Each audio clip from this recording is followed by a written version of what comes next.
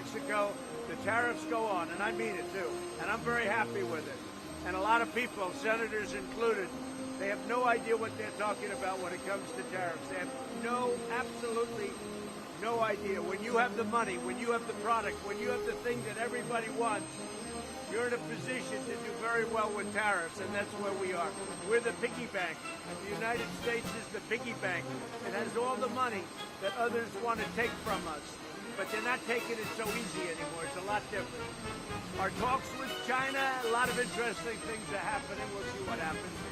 In the meantime, we're getting 25% on $250 billion, and I can go up another at least $300 billion, and I'll do that at the right time.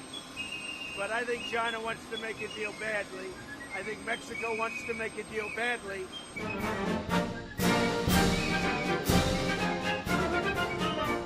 Secretary Ben Carson joins us tonight. Mr. Secretary, thank you very much for coming on.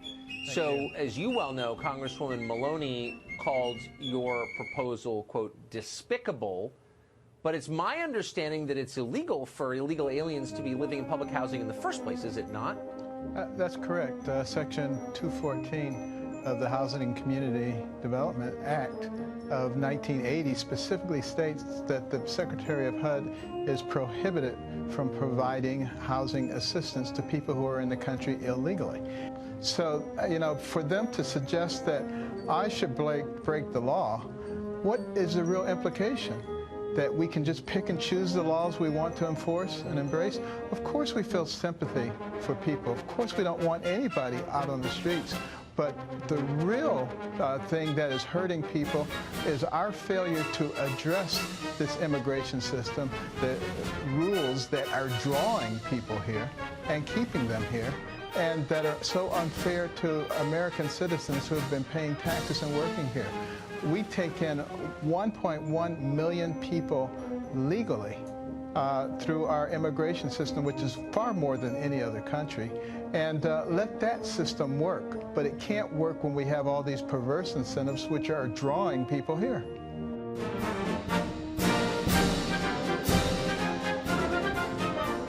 Shocking photos show just how bad the conditions are getting in downtown Los Angeles, with the city overwhelmed with trash and rats and even a typhoid outbreak. A typhoid outbreak. Well, our next guest in a new op-ed blasting the state's politicians, saying they can learn a thing or two from President Trump's slogan, America First. Here to weigh in is attorney and host of the Hidden Truth Show, Jim Breslo. Hey, Jim, good to see you. Good morning from beautiful California. And yes, the latest example of that is this trash that has been piling up in downtown Los Angeles, resulting in typhus and so on. The cause of it appears to be the tremendous increase in homelessness that's been reported widely across California. And we've got a second problem. We have a big release of prison populations. The Supreme Court has ordered California to release prisoners because we don't have proper housing for them. So California is again and again demonstrating the failure to provide the most basic governmental needs for its people. When we have a governor who appears to be more focused on global issues and on preparing for a run against this president rather than solving the problems right here in California. And that's why kind of the headline of my article was, it's time for California to be put first. There was a belief out there that President Obama tended to see himself as president of the world as opposed to the United States, and I think that's what led to Donald Trump. He said it's time to put America first. We need our governor in California to put America first.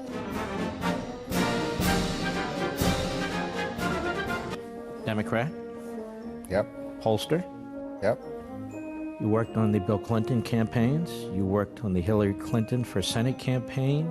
You worked on the Hillary Clinton for President campaign.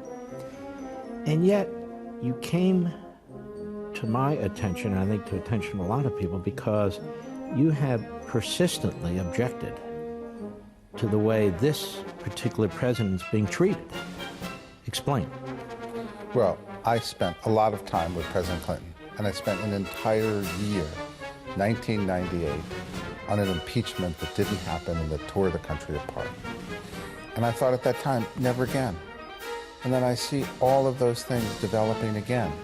In fairness, even worse.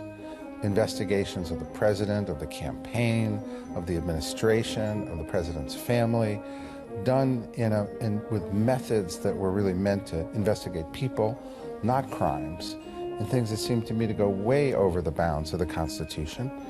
And I decided to speak out.